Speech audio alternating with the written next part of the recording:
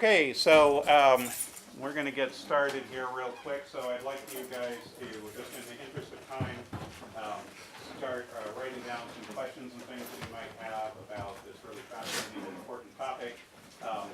The way that our speaker works, it's sometimes hard for them to hear from the audience, so I will repeat any questions that you have.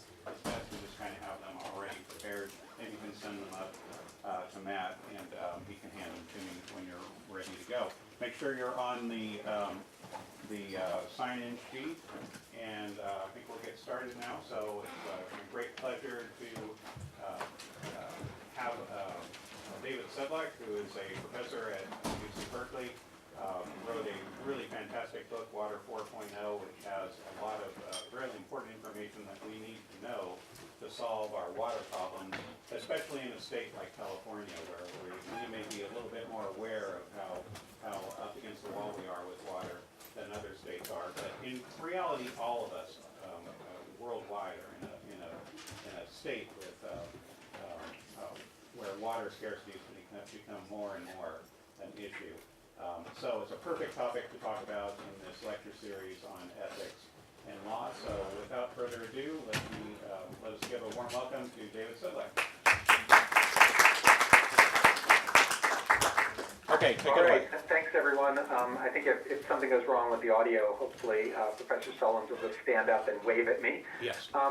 So I would have loved to have been with you there in class today, but unfortunately on Tuesdays and Thursdays I teach from 9:30 to 11, and I don't have a Tesla, so I don't think I could get up to Sonoma State quickly enough to guarantee that I could have made it to class. So here I am in Berkeley talking to you over the phone and computer, and hopefully that's good enough, but hopefully there'll be time for a little discussion as well. And so, as you heard, the topic that I'm going to talk about today is California water and where California water is going. And a lot of this comes from this book that I wrote called Water 4.0. And it's a little bit unusual for an engineering professor to write a book for a general audience, but in some ways this was my own attempt to understand the complexities of California water and what I could do as a researcher and a technologist to try to have an impact on our water system. And so I started working on this book in about 2010, and I finished writing it in about 2014. And the thing that's most amazing to me is how much has changed in the intervening years from when I actually wrote the book. So what I'd like to try to do in the time that we have together today is to briefly review the premise of Water 4.0, and then to show you how it's manifesting itself here in California, especially in the last few years. And of course, the reason that we've made so much progress towards this fourth revolution in water in the last 4 years or 5 years has been the drought and the recognition that our water systems are undergoing a period of rapid change. And I think that all of us have something to do with decisions that are made about how we harness technologies and how we change policies and how we allocate water between cities and farms and the environment. And I think that's really important, because what I've observed happening over the last 4 or 5 years is a sea change in the way not only that we think about water from a technological standpoint, but the way we think about it from a policy standpoint and a political standpoint. And I think that's really going to be important going forward in how we make future investments in our water system. So first, let me kind of review the idea of Water 4.0. So what I thought of when I reviewed and read about and thought about what I knew about water systems over time is that urban water systems, the water systems that bring water to our cities, have undergone 3 revolutions. And the first revolution, which I give credit to the Romans in the book for, but you could find other civilizations that have impacts, is this idea of importing water from long distances to cities and allowing people to live in places where there might not be enough water if you just had to rely upon the local rivers. And so if you think about this idea, the Romans, at the height of the Roman Empire, had about they were bringing about 100 gallons per person per day of water into the city from a distance of about 10 or 20 miles away. And so they were able to build a system of gravity-fed reservoirs and aqueducts that could make it possible for people to live in a very dry climate where it wouldn't have otherwise been possible to live. And when the Industrial Revolution happened and suddenly there were big cities in Europe that paralleled Rome, like if you think about it, Rome at the height of the empire had close to 1 million people. After the fall of the empire and the Middle Ages, cities were very small. But then with the Industrial Revolution in the second half of the 19th century, cities once again climbed to more than 1 million people, and they needed a water supply. And so Paris and London and Berlin built imported water systems. And then in the 20th century, when North America really started to grow, we also built our imported water systems.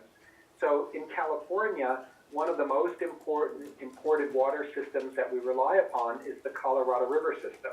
And that's a system that we built starting in the 1930s to basically bring water from the Rocky Mountains down through the American Southwest, stopping in Lake Powell and Lake Mead, and making it possible to distribute water to Las Vegas and Phoenix and Los Angeles and San Diego, and on the way making it possible to have a lot of agriculture.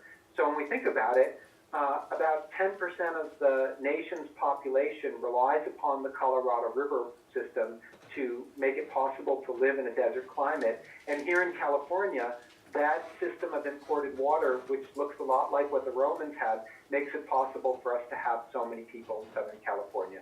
So that really is a revolution of sorts. The second water revolution was the revolution of drinking water treatment. So during that period of the Industrial Revolution, when more and more people were living in cities and being supplied with pressurized and water, we started generating a lot of sewage. So after we were done with that water, we put it down the drain and we mixed it with human waste. And that human waste got into the water supply of the next city downstream. So if you were living in that period, your water supply was contaminated with the sewage of the upstream community, and you tended to get sick with diseases like typhoid fever or cholera. And so the second great revolution in urban water systems happened at the turn of the 20th century when engineers working at MIT's Lawrence Experimental Station came up with the ideas of filtration and chlorination of water. And that process of filtering water through a sand filter and then exposing it to chlorine was enough to disinfect the water and inactivate the waterborne pathogens like the typhoid fever bacterium, and it made it possible for people to drink sewage-contaminated water. And so in the 20th century, people's lifespans increased in North America by something like 15 years, and the epidemiologists think that about half of that increase in lifespan was due to drinking water treatment. So it really was a revolution of sorts because it allowed us to live longer and avoid a lot of waterborne diseases. The third revolution in urban water systems was sewage treatment. And sewage treatment is a very old idea. It's been around for close to 100 years. But for a long time, people really didn't avail themselves of this technology. That is, when we were done with our water in our cities, we just put it into the water and let the next city downstream deal with it. But during the period from the 1930s to the 1970s, our surface waters became more and more polluted. And so you can go back through the period of the 1950s and 60s and see people complaining about how you wouldn't want to walk near the stream in the middle of your cities, or the Great Lakes were dying, or if you went to Washington, D.C., you wouldn't go near the Potomac River. And that was all because of sewage being discharged to rivers without any treatment. And so finally, during the social movements of the 1970s, we had a moment when the public, being frustrated with things like DDT contaminating birds and knocking out bird populations and rivers catching on fire from oil pollution, where the public decided it was time to start cleaning up our water systems. And the one technology that we knew could make a big difference in cleaning up our water systems was installing sewage treatment plants. So in a 20-year period, starting in about 1972, the U.S. invested billions of dollars in the upgrading of existing sewage treatment plants and building sewage treatment plants in places where we didn't have any. And as a result of that, it's now possible to swim and fish in many of our major rivers. And that idea of installing sewage treatment plants spread to other wealthy countries. So if you go to Europe or Australia or Japan, you'll see that it's possible to go down the river, and the rivers look pretty clean, and that's a result of sewage treatment. So it's maybe not as earth-shattering a revolution as drinking water supply or the public health benefits from water treatment, but it's still a pretty good thing, and I think we could call it a revolution. And so the book Water 4.0 is really about the question of a fourth revolution. And the premise is that we're currently undergoing a fourth revolution. And in many ways, that fourth revolution is happening in California faster than it's happening in other places. So let's go through a couple of reasons why that revolution is happening. And it's happening in California and most of the western United States. So the first reason, or one of the underlying reasons, is climate change.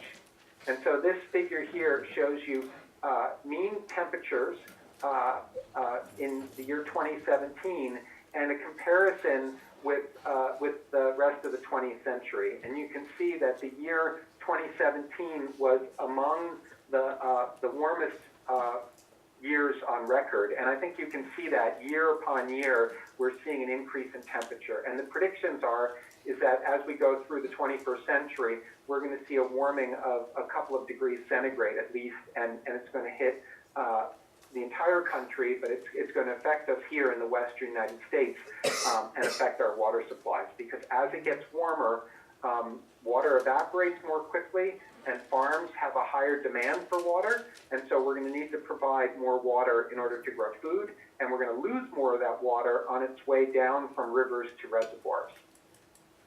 The second thing that is important to us is that our snowpack is disappearing. So this is a figure showing the western United States snowpack as of January of last winter. And I think anyone in the room who's a skier knows that it was a really horrible year for skiing because we didn't have much snowfall. And that pattern of both droughts leading to less snowpack in the mountains in the winter, and then also warmer winters, means that we're going to have less water stored in our snowpack. And our snowpack in California is responsible for storing about a third of our water that we use during the year. So we've designed a system in California that relies upon an accumulation of snow in the mountains in the wintertime and a slow melting of that snow to provide us with a water supply during the rest of the year. And by the end of the 21st century, we'll either have no snow in the Sierra Nevada mountains, or we'll have only about 20 or 30% of what we currently encounter. And the same will be true in the Rocky Mountains, which is the source of the Colorado River water supply. The next reason why we need to be concerned, or we need to think about whether a revolution is in store for our water system, is that our population continues to increase. So during the 20th century, we've seen a great increase in California's population, and that isn't slowing down. And so right now we have something like 37 or 38 million people in California, but by the end of the 21st century, we might have as many as 50 million people. And those people are going to live in our cities, and they're going to need water. So even though we might be able to reduce per capita water demand by way of conservation, eventually the benefits that we get through water conservation are going to max out, essentially, and we're going to have to find more water for these people who move to our cities.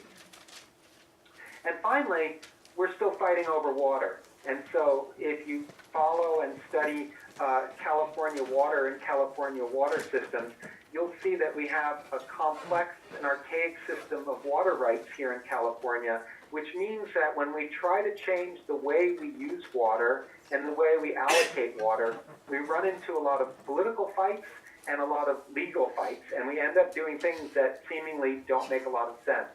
And so I put a couple of newspaper articles up here about the continuing fight. You can see on the left-hand side the continuing fight over Lake Mead, which is Colorado River water supply. And basically the idea here is that the western states all have rights to different amounts of the water coming down the Colorado River. And as Arizona and Nevada's populations increase, they're asking for more of their allocations that California's been historically using.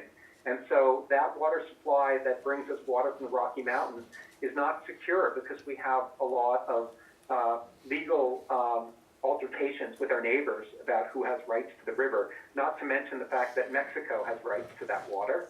And then the second one is that if you follow the news recently, the state of California is in an argument with the water, not only the agricultural water interests, but the cities of California over who has rights to the water that comes down the Hetch Hetchy system. That's the system that takes water from the area near Yosemite Park and brings it down to San Francisco and the East Bay and the peninsula and the western part of San Francisco. The state has decided that that the city of San Francisco may not be entitled to all the water that they're currently taking, and they might have to leave more of that water in the river to support fish migration. And then finally, the big fight in California and California water has historically,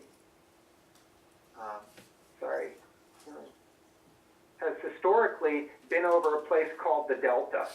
And so if you know the Sacramento-San Joaquin Delta, shown here in this figure, has been a place that's been, it's basically, some people call it the switching yard or the plumbing center of the California water system, because water from the northern part of the state comes down and goes through the San Joaquin Delta to an area here called the Clifton Court Forebay, and then it goes into the canals that bring water down to Southern California.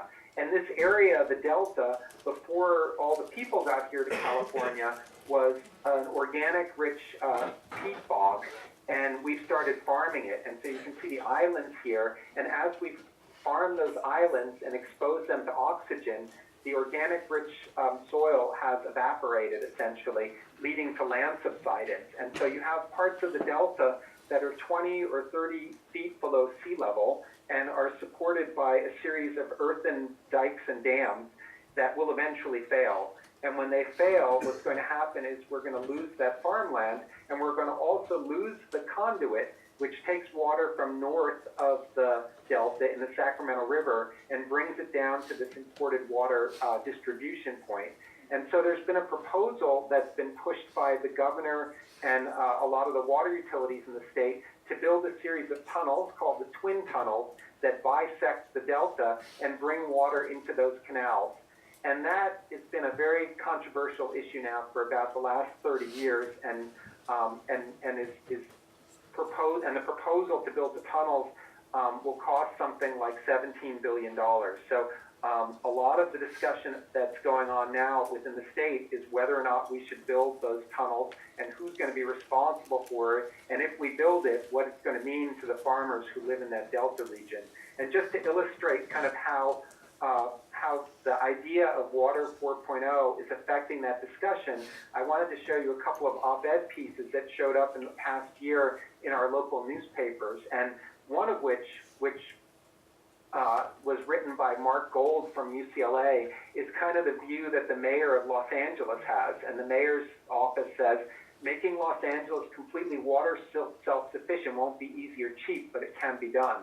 So the mayor of Los Angeles thinks that the state really shouldn't be building these Delta tunnels to take water through the Delta. And then other people like Joe Matthews, who wrote this op-ed piece in the Sacramento Bee, thinks that LA needs the Delta tunnels and that self-sufficiency is a fantasy. And so really the crux of this issue and these difference of opinions comes back to whether you believe in the idea of Water 4.0. That is, can cities manage to become water self-sufficient and avoid the need to build massive infrastructure projects like the Delta tunnels? And the same idea of whether cities can be self-sufficient will play a large role in our decision about whether we should invest lots of money in fighting our neighbors about who owns the Colorado River water. And then superimposed on all of this is the fact that farmers in California are going to suffer from the same sorts of water shortages that cities are facing, and are going to have to go through either the hard work of creating new water supplies or wresting those water supplies away from others, including the environment. And so what cities are looking to do is to separate themselves from this discussion about imported water by becoming water self-sufficient. And if they can become water self-sufficient, they can either leave more water in the environment to support the aquatic ecosystem, or they can leave that water for the farmers to grow food. And so I'd like to spend the rest of my time showing you the progress that our cities are making towards this idea of Water 4.0. So this is kind of that schematic diagram that I showed you before of water systems, and now it shows you the idea of Water 4.0. So if you can remember back through the first three revolutions, it was a linear system where water went in on one end, it underwent water treatment, and then it underwent sewage treatment, and it was released back to the environment. But in Water 4.0, the water is actually recovered and sent back into the city. It's either sent back into the city as potable water through a process called direct potable water reuse, or it's put back into the ground, into a managed aquifer, and then it's sent back to the water treatment and it becomes a potable water supply, or it's put in a managed surface water, and that managed surface water is pumped back around and into the water treatment plant. And so I want to talk to you about all of these today and show you the progress that California is making and the influence that some other parts of the country are playing in this water revolution. So let's break this down and make it a little simpler. Let's start with the first permutation, which I would call managed surface waters. So instead of just having a wastewater treatment plant and letting the water go into the environment, we can think about the environment as part of our treatment system to improve water quality. And a great example of that is shown here in Southern California on the Santa Ana River. So to orient yourself, Los Angeles is to the north, San Diego is to the south, the Orange County area is to the west, and the Inland Empire is here along the Santa Ana River.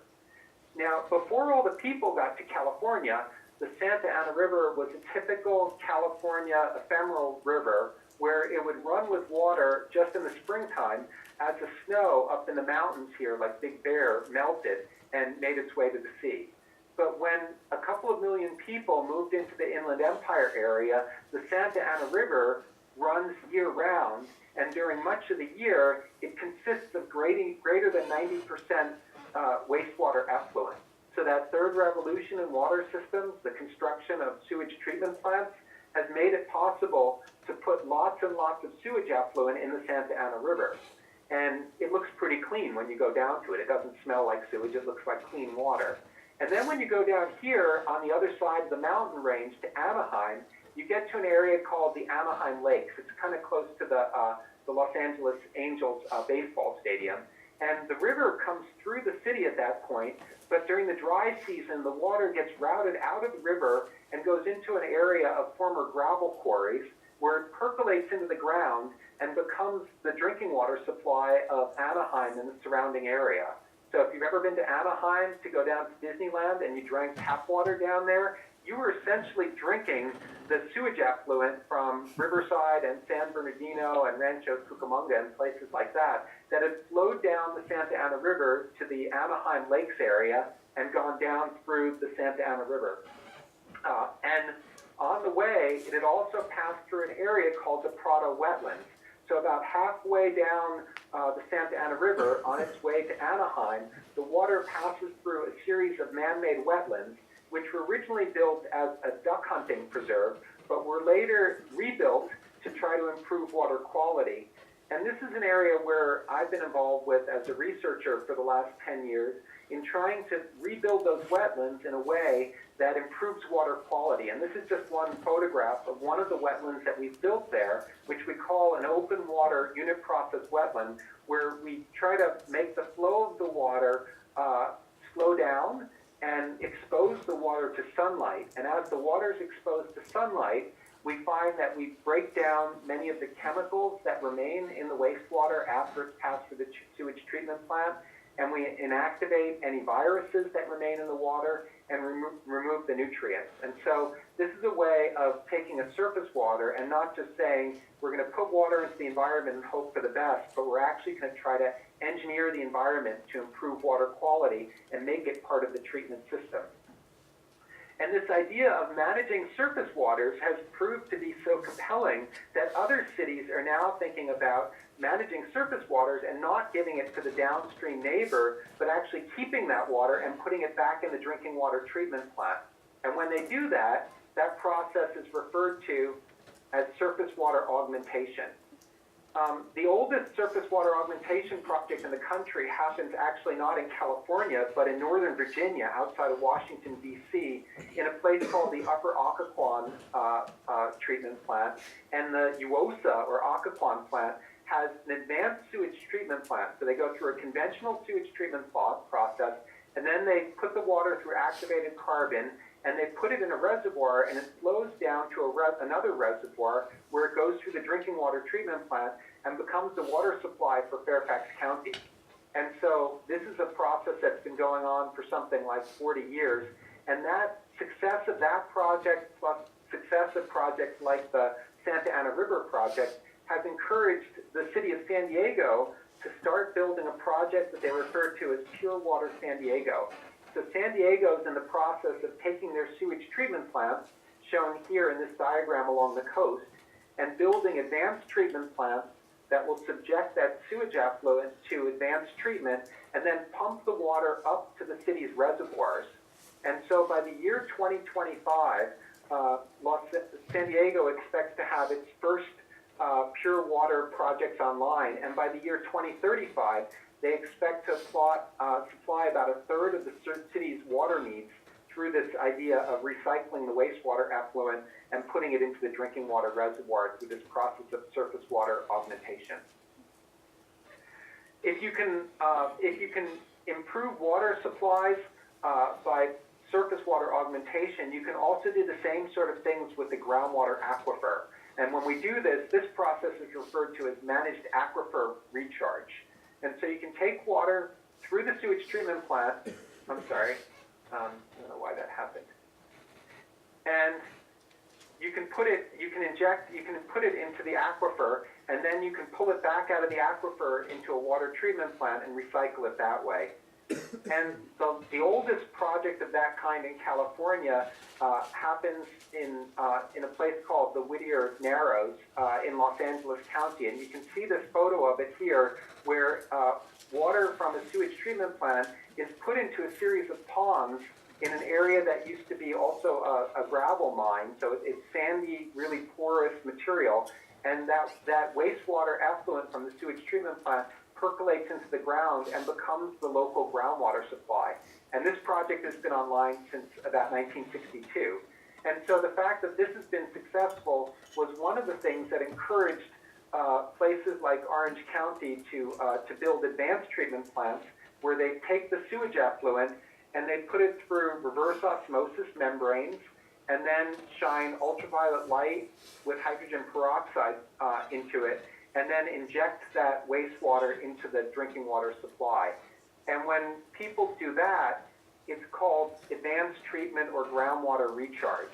And so this is the project that I wrote about in Water 4.0, and the project that's been active in California for about 30 years in Orange County. It started out as a project which was basically intended to keep seawater from coming into the local groundwater. So in that area of Orange County, they have a groundwater aquifer where they had pumped a lot of groundwater in the 1950s and 60s and depressed the level of the groundwater. And when you depress the level of the groundwater, you cause seawater to intrude into the aquifer. And when that seawater comes into the aquifer, because water flows downhill, the drinking water becomes too salty to drink. And so in the 1970s, the Orange County Water District put in a line of wells next to the shore in the Huntington Beach area, and they started injecting clean water into the aquifer to keep the seawater out. And the clean water, or the source of the clean water, was the wastewater effluent from the sewage treatment plant after it had gone through that advanced treatment process with reverse osmosis. And so over time, Orange County has continued to expand that project, where not only are they injecting water into a coastal seawater barrier, but they're also pumping that water up and into the eastern part of Orange County and injecting it into the groundwater supply in places like Anaheim. And so right now, Orange County essentially has no more sewage. All of the sewage that is collected by the Orange County Sanitation District is recycled and put back into the water supply, and it accounts for about a third of Orange County's water. And the success of this Orange County Water District project has encouraged many other cities in California to start planning analogous projects. So this map here shows you the existing groundwater recharge projects, which are shown in red. They're called permitted because they have a permit and they're actually happening. And in blue, what you can see are the planned groundwater recharge projects, where people are currently in the process of financing and designing projects. And then the green are the surface water augmentation projects, like the ones I mentioned in San Diego. So you can see the San Diego projects down in the south, and then you can see all of these blue dots here are new projects that within the last 5 years, cities have started to build. And if they're all built, you'll see that's enough water for about 1.6 million people. The existing projects are about enough water for 1.6 million people, and the surface water augmentation projects that I told you about are about enough water for 0.8 million people. So if all of these projects are built, it's about enough water for 4 million people.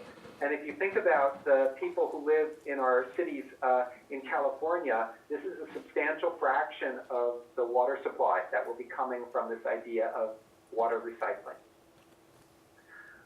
The last kind of water supply project, or the last kind of water recycling project, is referred to as direct potable reuse. And this is the idea that you don't have to put the water into a reservoir or a river or wetland or a groundwater aquifer, but you can put water through an advanced treatment process and put it directly into the drinking water treatment plant. And when I first heard about this, I was quite surprised that people were contemplating it, but it's come to pass, and it came to pass in Texas. And so Texas, like California, has been struggling with severe droughts over the last 10 years. And a severe drought in a place called Big Spring, which is in central Texas, caused the city to build a direct potable water reuse project where they take water from the Big Spring wastewater treatment plant, they put it through an advanced treatment process, and they put it directly into a pipeline that goes to the drinking water treatment plant. They've essentially closed that loop between the wastewater treatment plant and the drinking water supply. And what they do is they blend that water from the advanced treatment plant with some water from the adjacent reservoir. So they're not drinking 100% recycled wastewater, they're mixing it with water from their local reservoir. And that and a few other projects in Texas has convinced the state of California to start looking at this prospect of recycling water directly into drinking water treatment plants. And last year, I joined the state in an assessment of this, and what we did was we looked at the scientific basis for it, and we concluded that this is something that California may be able to do within the next few years. So several cities in California are already considering this idea of direct potable reuse. So far, I've told you about this kind of one direction that is the basis for Water 4.0, the idea that we no longer have wastewater, that all of the wastewater generated in our homes goes to a treatment plant, and then that water goes back into the water supply in one way or another. There are a couple of other directions that this fourth revolution in urban water systems is going in, and I wanted to spend a little bit of time talking about them as well. So the first of these is seawater desalination. And when I started doing the research for Water 4.0, my first idea was, well, maybe seawater desalination just really is not going to be part of our future because it's so expensive and controversial. And one of the reasons why it's both expensive and controversial is the amount of energy it uses to take salts out of seawater. So if you think about it, the ocean is kind of like an infinite source of water if we can get the salt out. But historically, that process of taking salt out of seawater has consumed a lot of energy. And what you can see here in this figure is the power consumption in kilowatt hours per cubic meter to take salts out of seawater. Back in the 1970s, it was something like 17 kilowatts per cubic meter. But as the technology has improved, and most notably through the invention of the reverse osmosis membrane, the amount of power required has come down to the point where it's about a tenth of what it was in the 1970s to desalinate seawater. And what you can see in this inset picture, is the current power requirement for reverse osmosis compared to this dotted line, which is the theoretical minimum based upon the physics of separating salt from water. So we've gotten pretty darn good at removing salts from seawater, and as we've done this, the cost of building desalination plants has come down. In fact, it's come down so much that the city of San Diego, or rather Carlsbad, just north of San Diego, built the largest seawater desalination plant in the Western Hemisphere a couple of years ago. And so this treatment plant in Carlsbad is now providing 50 million gallons a day of water to the area around Carlsbad. And the city of Santa Barbara and Los Angeles are in the process of opening their own desalination plants.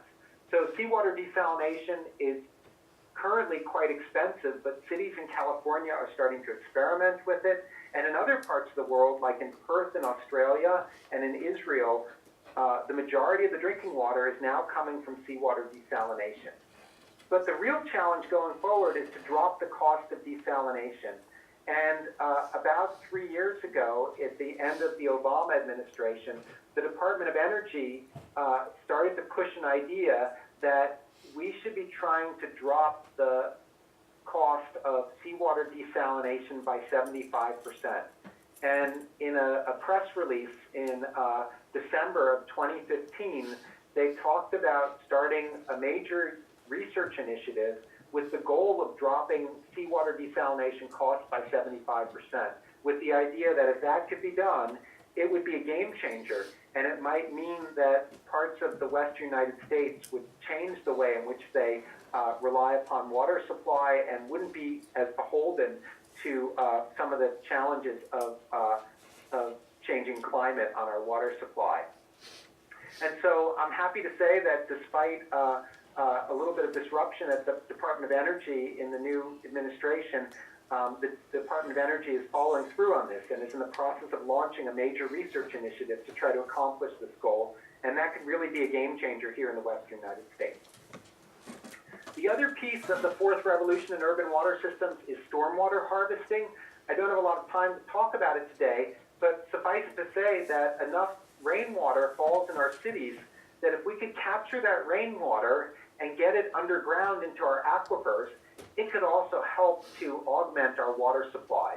So it might not be the sole water supply for our cities, but if we could capture that rainwater, and remember the way it rains here in California in the wintertime, usually we only have 2 or 3 or 4 large storms that account for the lion's share of the precipitation. And so this idea of stormwater harvesting is being pursued around the state. What you can see here is a project that's being built by the city of Los Angeles near Burbank, where it's called the Rory M. Shaw Wetland Park. And the idea here is that they've acquired an abandoned gravel quarry, and instead of taking all the stormwater runoff that falls in the gutters and putting it into the LA River and letting it drain to the ocean, they want to capture it in this abandoned quarry and then pass it through this constructed wetland system here. And then in this area of park in the background, it would actually percolate down through the soil and go into the drinking water aquifer. And for my research group, that's been an area of major research. We've been working with the city of Los Angeles to try to find ways to filter and purify the water as it's undergoing that percolation process, and developing different kinds of stormwater treatment systems. And I'll just leave you guys with these figures and the links here, and maybe you can even read about some of the things that we've been doing to try to get stormwater down into the aquifer as part of the water supply. Finally, I wanted to talk about one other project which I think is really interesting and relevant to California, and it's happening in Monterey.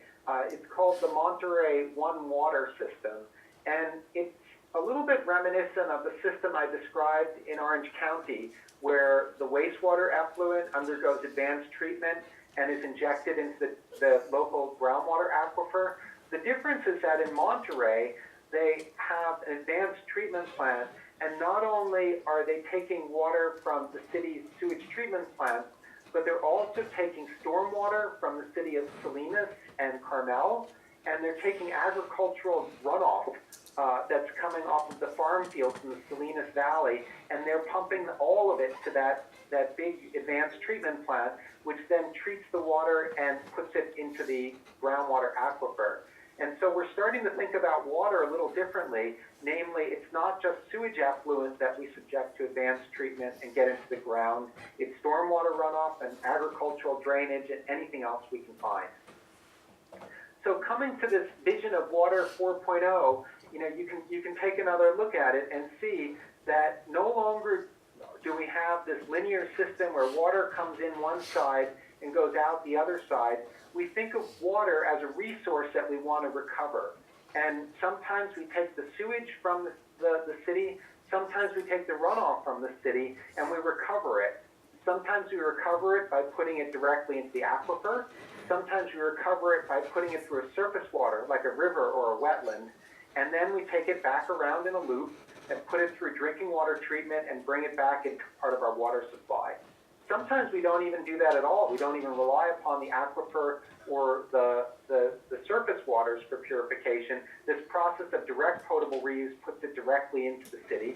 And then I didn't have a lot of time today to talk about it, but there's also this other form of water recovery called non-potable water reuse. You might be familiar with it from around you if you've ever seen landscaping, where you might have a highway median or a golf course watered with water from a sewage treatment plant. Finally, let me kind of end with kind of an outlook, and maybe that'll leave us a little bit of time for questions. I think I've tried to show you here that this idea of Water 4.0 has arrived in California. A lot of money's been invested in it, some of it due to the drought and concerns about climate change. And I think the most interesting political dimension of it is that our cities, Southern California and Northern California cities, are reducing their reliance on imported water because they see it being increasingly risky. But what you have to realize when you look at this question of water infrastructure for cities is that it's a long-term project. Water infrastructure takes a long time to finance, to design, to permit, and to build. And so for cities and water reuse, a decade is the blink of an eye. And so really things are moving very quickly from the perspective of water infrastructure. It's a little hard to notice sometimes just watching as things happen, but our water supply is in the process of changing. And I think it's a very interesting place to be, not only for technologists like me who's trying to develop new types of treatment systems, but for people who are interested in public policy and politics and economic and even environmental issues such as aquatic ecosystems and restoration. Because this revolution in water systems has implications for many things that have been static before this idea has been developed. And finally, I wanted to emphasize that California faces a variety of other water challenges, and Water 4.0 is just a piece of it. So California's agriculture, its aquatic environment, and its cities have been in this long-term competition for the water supply. What I told you about today, the idea of Water 4.0, is really mainly something that serves California cities, and cities are only responsible for about 20% of the water use here in California. Many of the things I talked about, advanced treatment, recycling, desalination, are still too expensive for agriculture. And so agriculture's got a similar size challenge to deal with. And also this idea of breaking the reliance on imported water. If we do it right, we might be able to return more water to the environment to support things like salmon migration and restore aquatic ecosystems. Or we might choose not to do that at all and just use that extra water to grow more people in our cities. And so that's really an area where people have to make good public policy decisions to make sure that it really is realized as an opportunity. I also didn't say anything about rural communities. I think the parts of California where water is under the greatest stress are our small communities, because our big cities usually have the economic wherewithal and the technological prowess to build these advanced treatment systems. If I worry about water quality or water reliability, I would say I'm much more worried about rural communities than I am about our major cities. And then finally, it's a whole other lecture for another day. There's this question of flooding, and as our climate changes, we're going to have more large storms, and we're going to be suffering from the effects of sea level rise. And so there's a whole other topic there that could be discussed. But I think I'll stop here, and that way we'll have a little bit of time for some discussion about what I talked about and maybe any of the questions that you might have. So thank you very much for your attention. Okay. Thank you very much, David. That was a really wealth of information. Let me open it up and see if we've got any questions from the audience. Go ahead. Why don't you come up, because he can only hear from about here. Hi, I'm Claudia Luke. I'm the director of the Center for Environmental Inquiry on campus. And I know that it's really difficult to remove contaminants from the water. Our ability to take a bunch of stuff out is not perfect. So could you just comment a little bit on water quality and what that means for pumping it into groundwater, and also to assume we get everything out of it as part of drinking water? Sure. Thanks, Claudia. So that's the topic of my research, and that's how I got interested in this topic. I'm trained as an environmental chemist, and I'm in the Department of Environmental Engineering. And what you may have noticed is that the kinds of technologies that California is investing in these days almost all use reverse osmosis membranes. So this is the same technology that we use for seawater desalination. And they're really excellent at removing chemicals and waterborne pathogens. And the few chemicals or waterborne pathogens that can make it through those reverse osmosis membranes are usually taken care of in the next step. So for example, in those groundwater recharge programs, the reverse osmosis membrane is followed up by a process of ultraviolet light and hydrogen peroxide, which usually breaks down any residual chemicals or pathogens that made it through. So my research is all about that question, but I think where we often come back to is it spurs a discussion about our existing drinking water supply. So most of us are currently supplied by surface water or groundwater that doesn't have reverse osmosis membranes and doesn't have these advanced treatment methods. And so when we look for, say, organic chemicals like pesticides or pharmaceuticals or viruses, we tend to find the highest concentrations in our existing surface water supplies, because most places, the water coming into our drinking water treatment plant has some amount of contamination, either from an upstream city or an upstream farm or stormwater runoff from an upstream community. And all they're getting in terms of the treatment is that sand filter and chlorination that we developed at the beginning of the 20th century. So it's kind of ironic sometimes with these advanced treatment systems, when we look at them, the water produced by the advanced treatment process is often much cleaner than the water that we all take for granted coming out of our taps. Perhaps the exception is those of us who are lucky enough to get water out of a pristine water source like a mountain reservoir. But even in the cases of a mountain reservoir, we still have pathogen contamination. You wouldn't drink water directly from a mountain stream due to concerns about things like Giardia or Cryptosporidium. Excellent, thank you. Any other question? So I have a question that I'd like to hear addressed, and that is, in your book, each one of these 1.0, 2.0, 3.0 changes has come with a huge impact on population. It's usually a traumatic event or a great deal of suffering. How are we going to get through water 4.0 without experiencing some of this suffering, which tends to be what motivates people to change their ways in the first place? Yeah, it's a good question, John. I mean, I think that the reason that I call them revolutions is that people are pretty complacent, and change normally happens in response to crisis. What we've done in California is we've actually insulated ourselves pretty well from crisis by good planning and careful stewardship. And so that's why I think Texas was the place where we saw direct potable reuse. So that's how the Big Springs or the two other cities in Texas that went through what I consider kind of an extreme change by adopting direct potable reuse had not done good planning, and the city fathers were facing the prospect of running out of water. They were at a very severe stage of rationing. And so we're kind of in this funny place where I predict that within the next 30 years, we're going to see cities running out of water. We already see cities in India that run out of water for part of the year.